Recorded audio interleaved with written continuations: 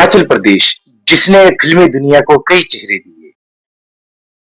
मूक फिल्मों के अभिनेता पंडित विजय कुमार से लेकर अनुपम खेर, मनोहर सिंह, प्रीति जिंटा, यामी गौतम और कंगना रनौत जैसे कई चेहरे हैं जिन्होंने फिल्मी जगत में अपनी एक अलग पहचान बनाई। लेकिन कुछ चेहरे ऐसे भी थे जिन्होंने अपने दमदार अभिनय की छाप फिल्मी जगत में छोड़ी, पर बहुत कम लोग उन चेहरों को पहचानते हैं।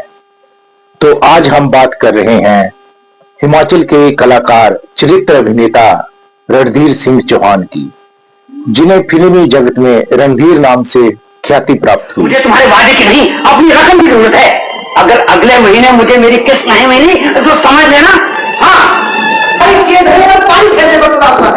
अरे बोल, मैं लाला की सारी जायदाद, मकान, जमीन, धन दौलत तेरे कदमों पर डालने की कोशिश कर रहा हूँ। आज 200 की बजाय 500 रुपए किस खुशी में? 200 फीस के लिए और 300 मेरे आने जाने। रणधीर सिंह चौहान का जन्म हिमाचल प्रदेश के सिरमौर जिला के नाहन शहर में हुआ था। रणधीर सिंह चौहान के पिता शिमला में एक कंपनी में नौकरी करते थे। वहीं से 10वीं पास किए बिना वह लाहौर चले गए थे, क्योंकि उनको संगीत और अभिनय का बहुत शौक था। मैं उसके बाद कुछ समय फिरोजपुर में बिताकर दिल्ली में ऑल इंडिया रेडियो में काम करने लगे। उसके आगे उनका अगला और स्थायी पड़ाव था माया नगरी, मुंबई। मुंबई में उनको कुछ दोस्तों के सहयोग से काम मिलना शुरू हुआ। 1940 के दशक में उन्होंने कई फिल्में की, जिसमें उन्होंने सहायक अभिनेता के तौर पर काम किया। उनके अधिकतर किरदार हीरो के दोस्त के होते थे। उन्होंने किस्मत, पतंगा, हलचल, चांदनी जैसी फिल्मों में सहायक अभिनेता के तौर पर काम किया। उन्होंने अभिनेता के तौर पर भी एक फिल्म में काम किया था जिसका नाम चुनरिया है। सुपरहिट मूवी गुनाहों का देवता, जिसमें कि जितेंद्र अभिनेता थे, उसकी शूटिंग नाहन में करवाने का श्रेय भी रणधीर सिंह को जाता है, क्योंकि इस फिल्म के डायरेक्टर व प्रोड्यूसर उनके करीबी थे। इस फिल्म में उन्होंने अभिनय भी किया था। 1940 से 1980 तक रणधीर ने करीब 172 फिल्मों में काम किया। हालांकि अधिकतर फिल्मों में उनके रोल छोटे छोटे थे, लेकिन दमदार अभिनय था। वो अपनी छाप छोड़ जाते थे।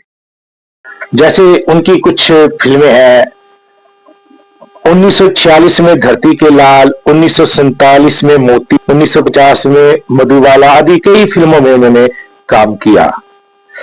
उन्होंने सुपरहिट फिल्म दिल दे के देखो, जिसमें कि अभिनेता शम्मी कपूर हीरो थे, उसमें शम्मी कपूर के दोस्त का किरदार निभाया था, जो कि काफी प्रसिद्ध हुआ था।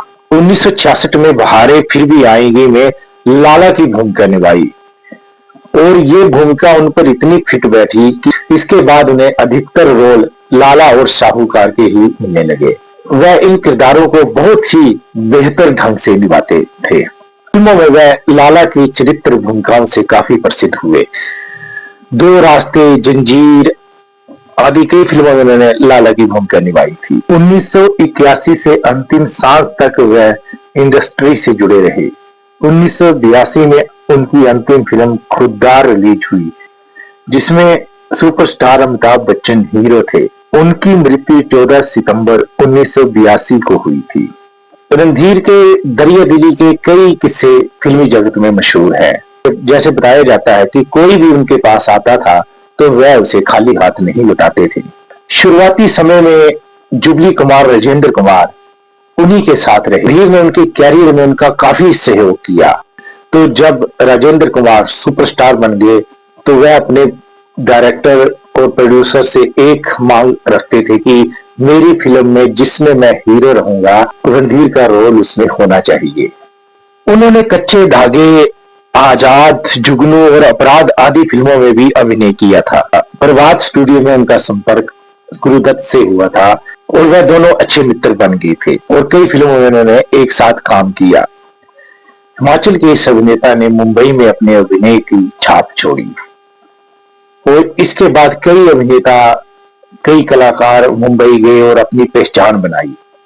लेकिन दुर्भाग्य की बात है कि इस महान कलाकार को हमारे कला संस्कृति संभाल रहे विभाग अकादमियां याद तक नहीं करती।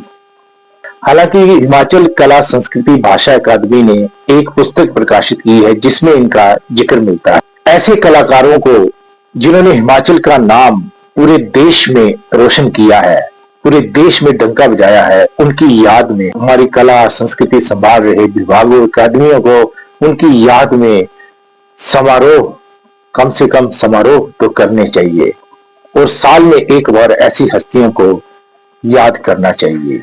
यही इन महान कलाकारों के प्रति हमारी सच्ची श्रद्धांजलि होगी। धन्यवाद।